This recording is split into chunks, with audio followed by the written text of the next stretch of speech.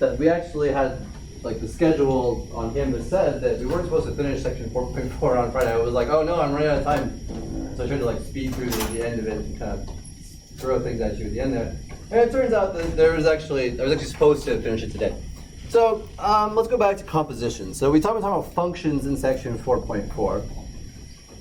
And it said, suppose that you have a function f from a to b, and g is a function from b to c. Then we can think of a composition g composed with f. We write it as g composed with f as a function that maps elements in A, or it's a rule that assigns to elements in A an element in C. And how is that rule determined? Well, you figure out wherever f sends A in B. Since f sends an element of A into B, right, and G's domain is B, G sends that element, f of A, somewhere into C. And that's how we determine our map. That's the rule. Figure out what is G composed with F, or G composed with F. It's a rule that sends an element A to an element of C. How does it do that? It figures out wherever F sends A, and then it figures out where G sends that thing to C. And that is what the rule is. So usually you write this as G composed with F of A is just G of F of A. Right? That's it. Any questions? I'm assuming we've seen compositions before, I imagine. So we probably are all seen them before, but any questions here? Yeah. As all elements in B should be pointed. Say again? As all elements in B pointed. No, not necessarily. So I mean, I'll put it up. F does not have to be surjective here, because whatever this is, we just take G takes whatever. It's a rule for assigning things from A into something in C. How do you do that rule? Well, figure out where F assigns A, and then figure out where G assigns that thing. And that's it. So if there's something in here which is not assigned by F, we don't care. Because it doesn't really matter. Since it's never assigned to anything over here in A, we don't care about it. Because, again, G composed with F, right? It's going to be a function from A to C. So you can think of it as kind of like you're just skipping B in the middle. You can think of it as being a function like this, right? All it is a rule. So how do you figure out that rule? Figure out where A goes from F, and then figure out where G sends that thing. And that's how you figure out where A. That's how you figure out where A gets sent to. Okay. Any questions? Okay. So, as I mentioned before, we'll now prove these. Suppose that suppose that you have a function f and a function g. So f goes from A to B and g goes from B to C. Then this theorem says that if f and g, if they are both injective, then their composition, g composed with f, is injective. And if f and g are surjective, then g composed with f will be surjective. So, and then we have this statement here. It follows that if f and g are both bijections, then the composition will be a bijection as well, right? Just by 1 and 2. Hold on a second.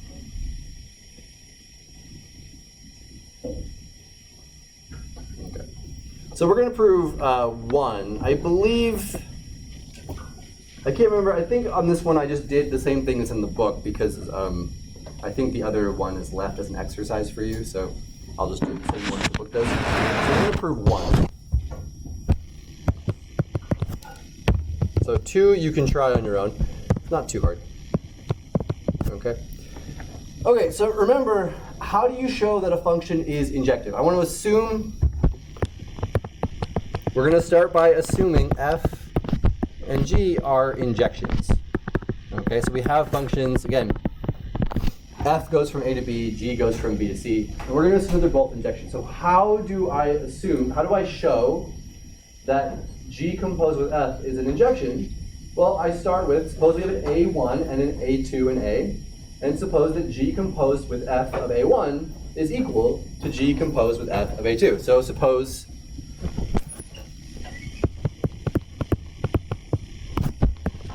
A1 and A2 are in A, and g composed with f of A1 equals g composed with f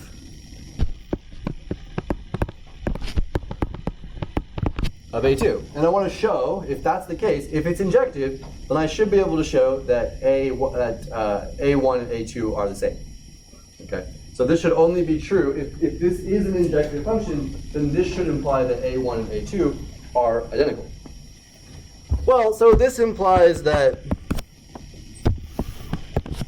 the left-hand side, how do you define this? It's just G of F of A1. So that should be equal to G of F of A2. Now what can we say about this now? What does this tell me? Anyone? Yeah, exactly. Because G is injective, F of A1 has to equal F of A2. If I have G of different things, then they have to be the same because G is injective. So if I have two function values are the same, then their inputs have to be the same. So I'll throw this in late. So G is injective. That will imply that F of A1 equals F of A2. And then what? Yeah, F is injective. So what does that tell me? Yep. So F is also injective. So that tells me that A1 equals A2. And we're done. That's it. So therefore, G composed with F is injective. Because we started off by saying, suppose that G composed with F of A1 equals G composed with F of A2. We showed that A1 equals A2. Therefore, that composition must be injective. That's it. Any questions? No? Okay. I mentioned on Friday, in a rush a little bit, so the converse of these statements. So what are the what's the converse of 1? What would the converse of 1 be? Remember, what's the converse of a... So I have an implication, right? P implies Q, right? What's the converse of P implies Q? Q implies P. No, contrapositive is thinking, not Q implies not P. Converse of P implies Q is just Q implies P. You're going to take pictures, wait till I get out of the way. Okay. Also, I've just been streaming all these lectures, so like if you go find I haven't actually posted the YouTube channel yet, but if you just go find my YouTube channel, I'll post it on Canvas. If you find it, the last few lectures have all been uploaded, or they're being live streamed, so essentially this is going out to YouTube right now. So if you're ever sick, by the way, you can just, I'll post that channel link. If you're sick, someone was sick last week, and I did this, so they could just watch from home, basically. If you're sick, you can watch while it's going on. I'll just note that I don't really have any ability to see what you're saying to me through the chat, because, I mean, this is all I can see on my computer screen right now, so if you're chatting in the YouTube chat, I guess get my phone out and just join from my phone, and then I can see, but it's a little hard for me to pay attention to that and to you guys that talk, so I may not be able to answer your questions if you watch the live stream. But that being said, if you want to go back and watch my lectures, if you want to see something I said, feel free, they're online. I'm told that you can get the stupid microphone on this laptop picks up the fan sounds because of the way it's sort of folded on top of itself. See this? But I guess if you only listen to it from like one channel, is it left or right channel? The right channel is the voice, or the left channel is the voice. One of the channels will be the voice, and the other channel will have all that fan noise. So it actually works out okay. Just listen to it in one ear. Anyway. But I'll post a Canvas announcement with just the channel URL, so you can go back and watch if you want. I haven't done all of the lectures, but just the last few. Okay, anyway, so like, what is the converse of 1 then? What would the converse of 1 be in this statement?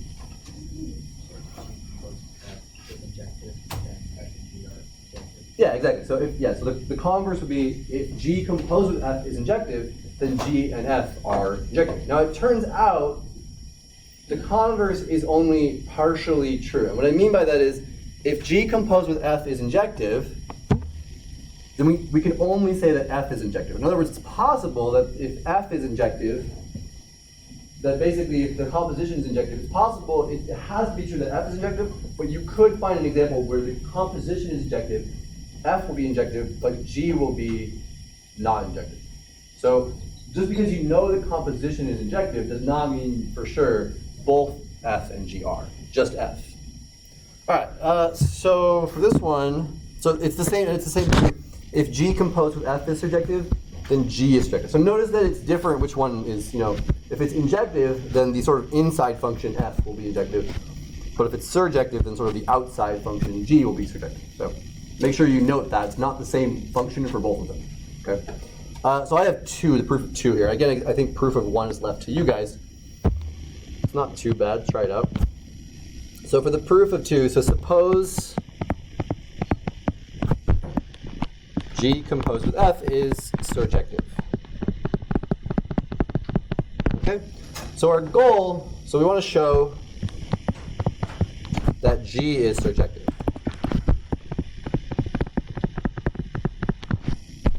So e.g. for every, so remember G is a function from B to C, right? So for every C in C, there exists B in B such that G of B will be equal to C. That's what it would mean that's what it means for G to be surjective. Okay. I think the injective is a little bit easier to make sense, but this is what, if you want to show surjectivity, that's what we have to show. So since G composed with F is surjective, let C be an element of C. Then G composed with F is surjective implies that there exists an A in A. Remember, G composed with F is a function from A to C, right? So there's an A in A such that G composed with F of A equals C. Okay. Well, now what? What's the next step?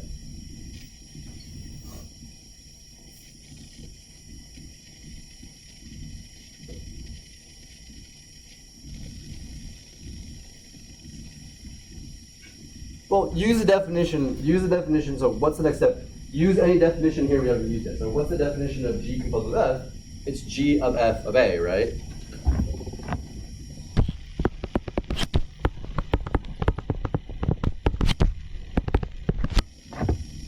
All right, but so here's my thing. Where does F of A live? What set is F of A in? It's in B. So F of A is an element of B, so just call that, let B, lowercase b, be equal to F of A, then G of B equals C. That's it, right? So, well, what do we have to do? We said for every C in C, it's surjective, or G is surjective, for every C in C, there's a B in B, such that G of B equals C. So what do? We start with a C in C, and we found a B, so that G of B will be C. So G is surjective.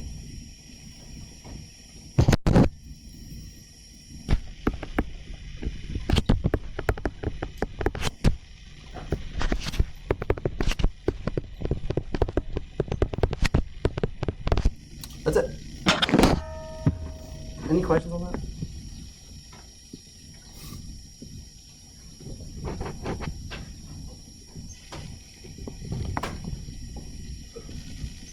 Okay.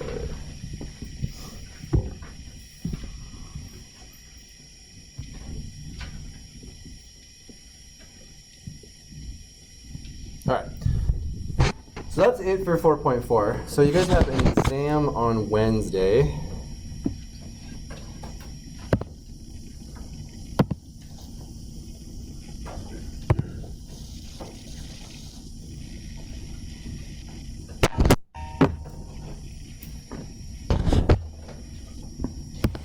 For Math 3A.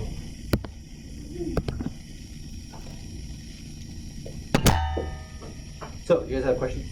So, in terms of like length, I'm hoping it's roughly the length of the sample midterm that I gave you guys. So if you didn't see it, I did say it on Canvas. I made an announcement.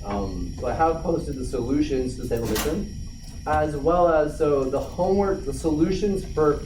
When I say the homework, I don't mean the homework assignments individually. The solutions to the individual problems that are listed on those PDFs, those are not posted anywhere. I don't have them. Talk to your friends, I guess, about those. That reminds me, I think your reader is new to this, so I don't think you're going to get your homework back tomorrow. I don't know. Maybe you will, but I doubt it. So my apologies for that. She's new. Cut her some slack. I don't think she's done it before, based on the email I got from her over the weekend. So, sorry. In any case, though, all of the solutions to all of the problems in the notes, so all the book problems or book notes, whatever you want to call that. To me, it's a book, but whatever. All of the problems, I posted those to Canvas, so all the solutions. So the only problems I haven't posted are there's like 3 problems that are on your upcoming homework. So homework 3 is due on Thursday this week. There's like 3 problems. It's like 6 from 3.2, 6 from 4.1, and 2 from 4.2. I don't remember the exact numbers, but I actually redacted those. So I just went into my PDF and I used a tool to just scratch black them out. So those ones aren't there, but every other problem from chapters 2, 3, and 4 are all posted. Okay. Homework due Thursday? Homework, the next homework 3 is due Thursday, so due after the exam. That way you don't have to turn it in and it'll go away. But good idea, and you start taking upper division math classes, because you know, like, when you took like math 2A and 2B and 3A and 3D, chances are, if you took them here, no one ever collected homework in those classes. So you guys are math majors, a really good thing to do is before you submit homework, make a copy of it. Like just find a copy machine on campus or whatever and just Xerox it or scan it. You can always use your phone, use an app to take pictures and like, if you don't have a scanner at home, I just use like the Dropbox app to scan documents. It works pretty well. It's a good idea. That way you just have a copy of it without giving it back. Because you never know, like when you turn in your homework, like who knows when you get it back. Sometimes the readers might be fast, sometimes they'll be slow. I don't really know. So it's usually a good idea when you're in like upper div math classes, because like when you start taking upper division classes, like analysis and algebra, those classes will all have a reader who does the grading for homework stuff usually. And again, so you'll turn in homework more often in those classes than you would have in, say, your lower division courses. Like I said, have you ever turned in math? This is the first math class where you actually had to turn in physical copies of your homework. Here, at least here. Anyone had a class where they did that before? Oh yeah, which class was it? 2D? Yeah, that might make sense. Usually those professors are never going to collect homework because they have too many students and they don't get readers. Usually this is the first class sort of that gets a reader. So when I say a reader, I mean somebody who grades for us. Anyway, question about things? Yes.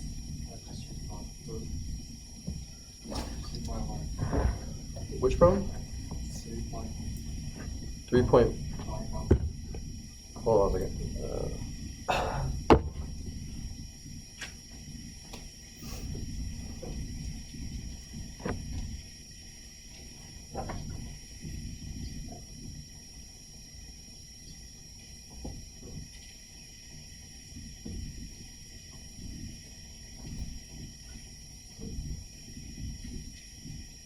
Said 3 point what? 0.5. Okay, so 3.1.5, it says, is n squared congruent to n mod 3? Oh, 0.9, I said 5. Let p be a prime number greater than or equal to 3. Show that if p is congruent to 1 mod 3, then p is congruent to 1 mod 6. Hint, p is odd. Okay, so some of these problems are actually very hard. I don't know if you know that. Let me see. So p is prime greater than or equal to 3. Show that if it's congruent to 1 mod 3. Okay, I'll try this. Okay, so p is prime. Okay, so 3.1.9. This is where I embarrass myself. Let's see. P is prime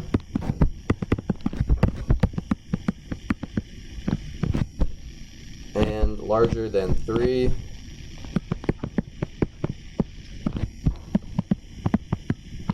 Show that if p is congruent to 1 mod 3,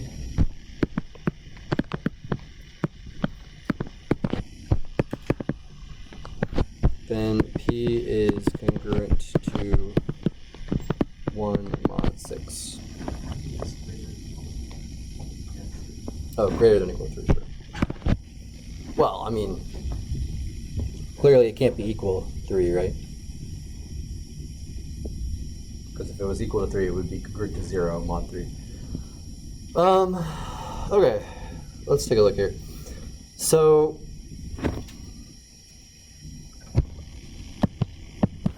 and it says, note the hint is that P is odd.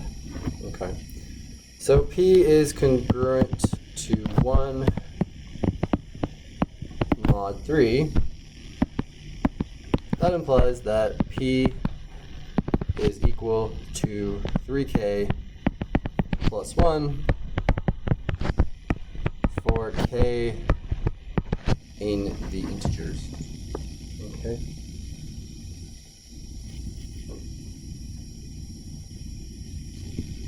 Okay. Let's see.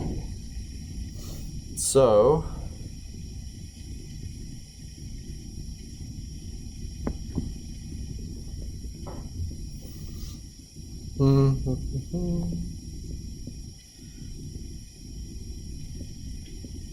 so it's congruent to 1 mod 6.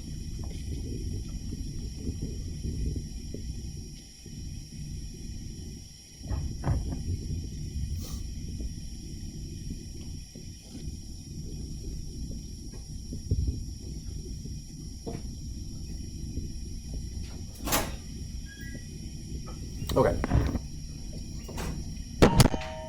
So, P is an odd number, right? So it says his hint is that P is odd. What does that tell me about what K has to be? Sorry, what? It's possible. Well, sure. But what else? Here's the thing. If P is an odd number, right? What can you tell me about K? Has to be an even number, right? Because this is an odd number, 3k plus 1 is odd. Whatever it is, 3k plus 1 is odd. Which means that this number, 3k, has to be even.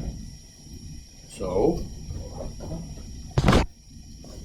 this implies, so if P, 3k plus 1, so P is prime, and strictly bigger than 2, right? 2 being the only even prime number. So that implies that P is odd. So 3k plus 1 is odd. And that implies that 3k is even, which implies that k is even. Which means that k is equal to, 2n for n in the integers. Okay? So that means that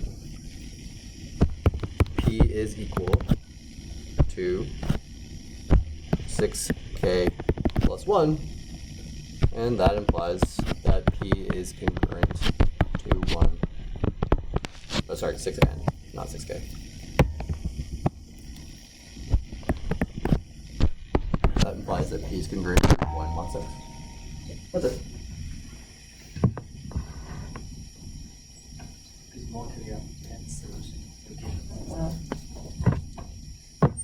I didn't write this one. So, that being said, the person who wrote them is usually pretty good instructor, so it should mostly be fun, but there you go. Any questions? Yeah, what's up? Oh, sure. Other questions? So far I'm 1 for 1. Let's see how long we can go before I screw one up. I feel like this class makes me nervous because it's like just a weird hodgepodge of like different like weird material, and nothing's like super hard if you've been doing this as long as I have, but also like I will have brain freeze on some problem you ask me at some point, so just be forewarned. This was weird because if it was analysis, if this was like a class that I'm more of like in my field, then that's like actually easier even with a higher level class. Anyway, I'll feel dumb when you'll find a question that will stop me and I'll feel stupid. So let's just go. Just know that it happens if you ever feel dumb, like you're like, why can't I get this? It happens to literally everyone, so, including me, especially me. What's the question? Well, that's an example. Oh, sure. The 5a about like a is subset of b, which implies cardinality of a. Hold on, let me just open that. Let me just read it myself here.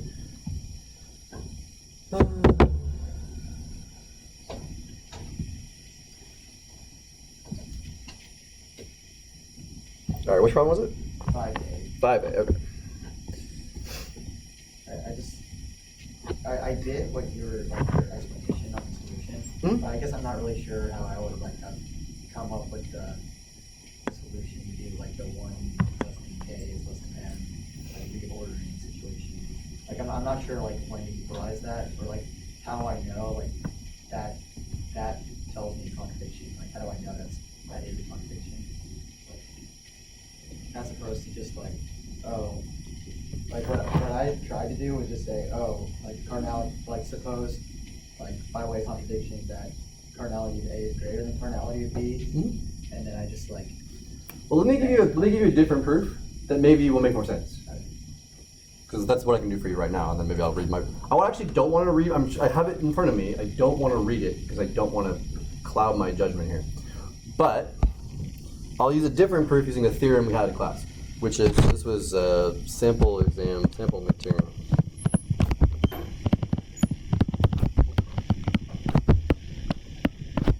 (5A).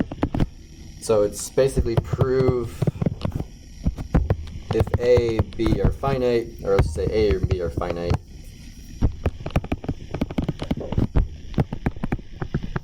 show that if A is a subset of B, that implies that the cardinality of A is less than or equal to the cardinality of B. So here's the thing. Consider the function f from A to B by f of A equals A. So it's just the identity function. It just maps an element A to itself. And since A is a subset of B, this makes sense, right? What can you say about this function?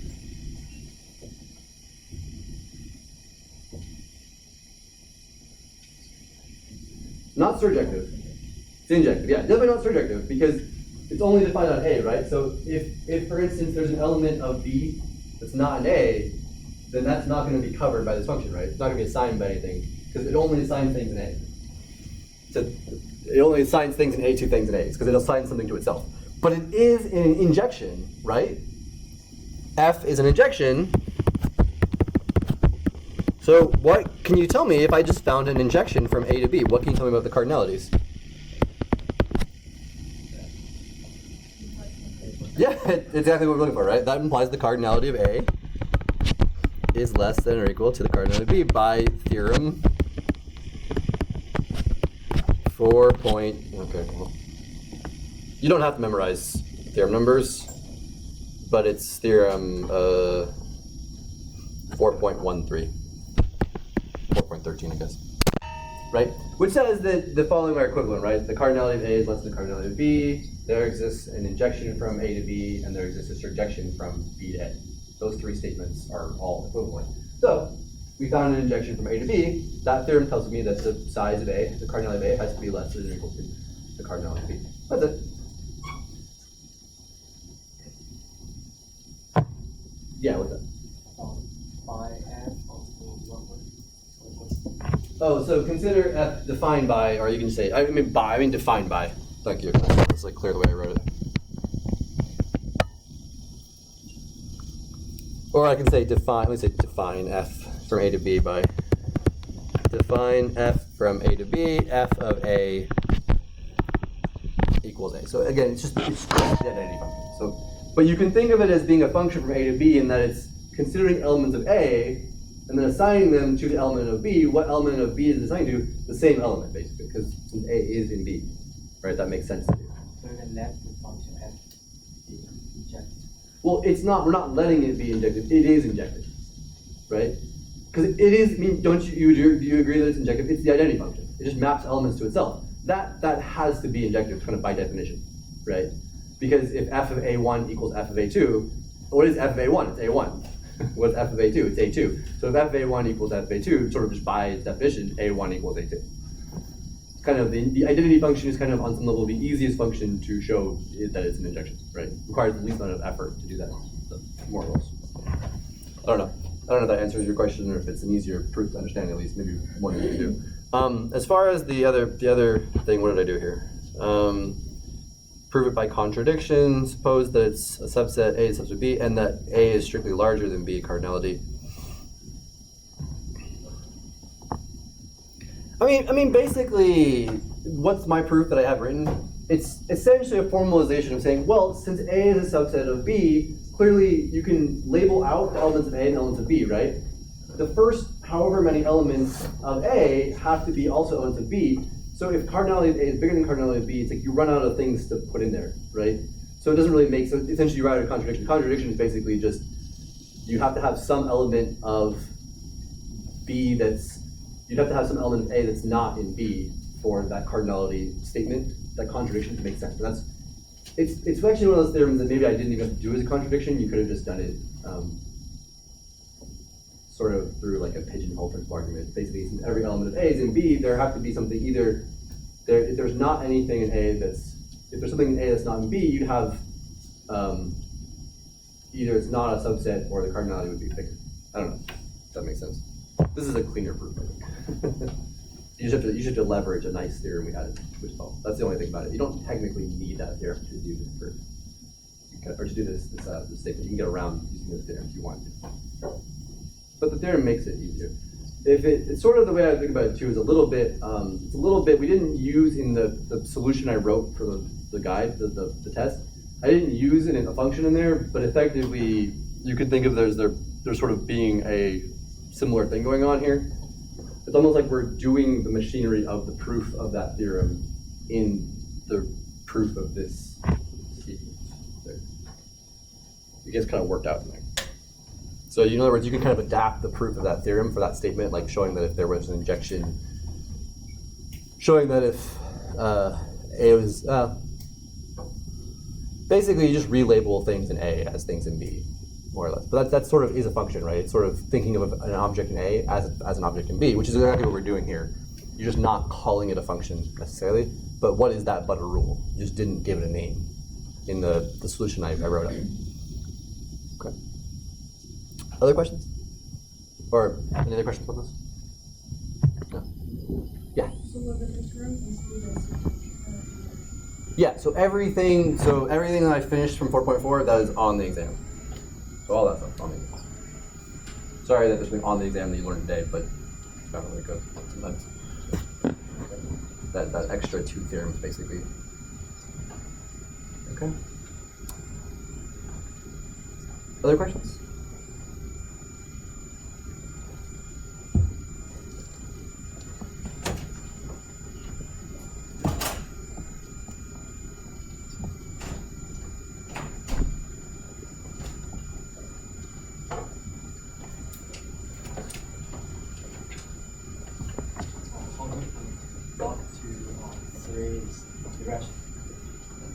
How do I prove that log 2 of 3 is irrational?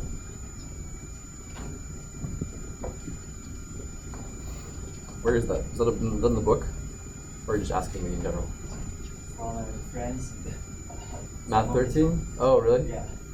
How do I show that log 2 of 3 is... I mean, you'd probably do it... I don't know how to do it exactly, but you probably do it by contradiction.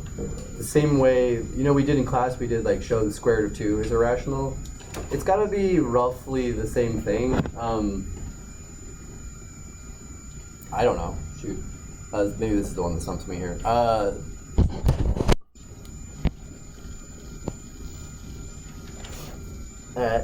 If log... I'll just write question marks here. Is it log base 2 of 3, they said? So, chances are, if you want to show anything is irrational, you probably want to use contradiction, right? Because the definition of irrational is simply not rational. So you use a contradiction because you start by assuming that it is rational, right? Because it's hard to prove things by definition of irrationality when the definition is literally just not rational. Okay, so suppose, oops, sorry. Suppose it is. I really hate that I can't make I don't know why the Microsoft Whiteboard thing can't make the taskbar go away. It's really annoying. All right. I could set it to disappear, but I think if my hand goes down, it's gonna pop back up anyway. That's fine. Can you move it? I can move it to the side probably. That's probably what I should do. Move it to the. There we go. Do that. That's actually a little easier. That way my hand won't hit it. All right. So suppose even in tablet mode though, it won't go away. It'll still be there. You can like make it disappear though. Well, you can make it go away. I mean, I can do. This is not worth the time we're investing on this. I can do taskbar settings, and I can say hide the taskbar in both these, and then it should go away now. Can I click on my notifications, the orange? Yeah. And then it'll go I don't want to though, because it'll just bring up my streaming thing. All right, that's fine. I don't care. All right, so let's suppose that log base 2 of 3 is m over m. M and n are integers with let's just say no common factors.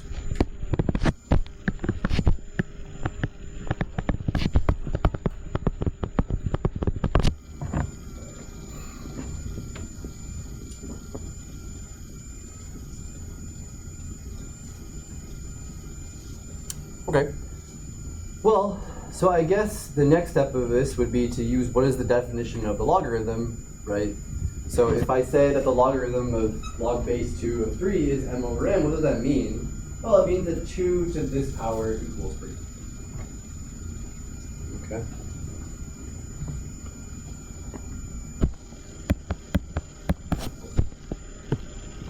So it means 2 to the m over n equals 3.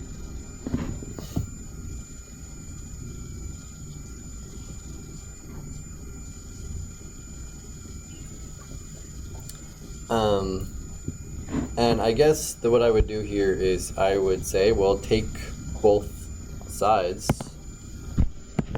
to the nth power. So I can do that. And then I'll get 2 to the m equals 3 to the n, and we're done, right? We're assuming m and n, neither one are 0, I guess. I should probably assume that neither of them are 0. But obviously, you can't have a power of 2 equaling a power of 3, because they would be relatively prime. So that's a contradiction. Yes, it is still staying off. No, but I mean, I think it's reasonable. Excellent. I mean, no, I mean, I think it's fine. You don't have to say anything. I think it's just saying 2 and 3 are relatively prime is reasonable, and so any power of 2 and 3 I think is relatively prime. So, you could even say with n is not 0. And this is a contradiction, right?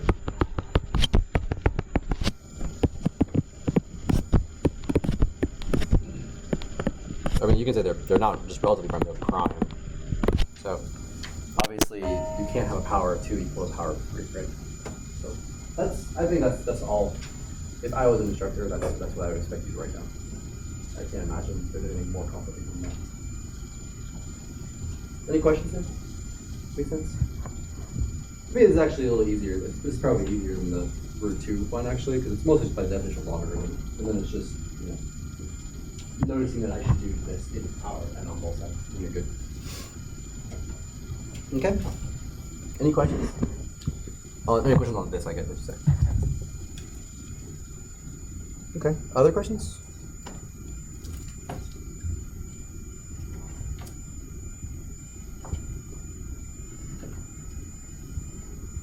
Yeah. What's up?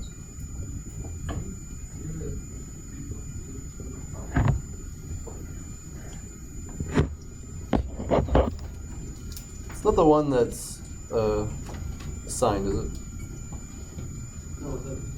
Okay. Show that there exists no integer x such that 3x is congruent to 5 mod 6, right? Okay.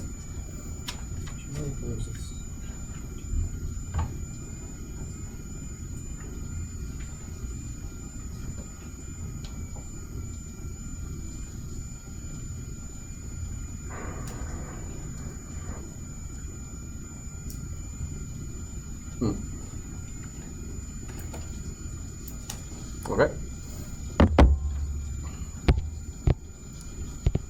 So showing that something doesn't exist is one of those things that's like, hard to like directly show it. So if you want to show something does not exist, I guess I would say suppose that such a thing exists first. I have no idea how to do this problem, just off the top of my head. So let's see. Show that there exists no integer x such that 3x is equal to 5 mod 6. Okay, 3.2.5.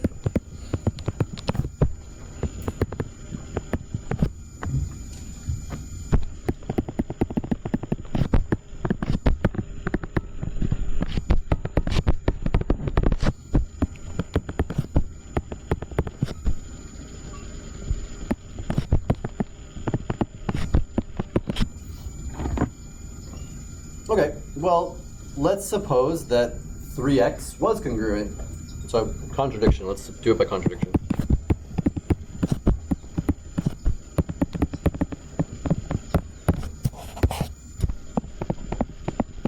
So suppose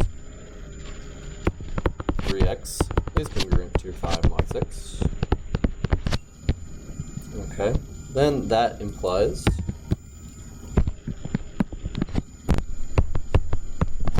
that 3x is equal to 6k plus 5, right? Everyone agrees? Okay, well, in that case, you get 3x, subtract 6k from both sides, 3x minus 6k equals 5, and you can factor out a 3. And you get 3 times x minus 2k equals 5. So in other words, this tells me that 3 divides 5, which is a contradiction. What's it?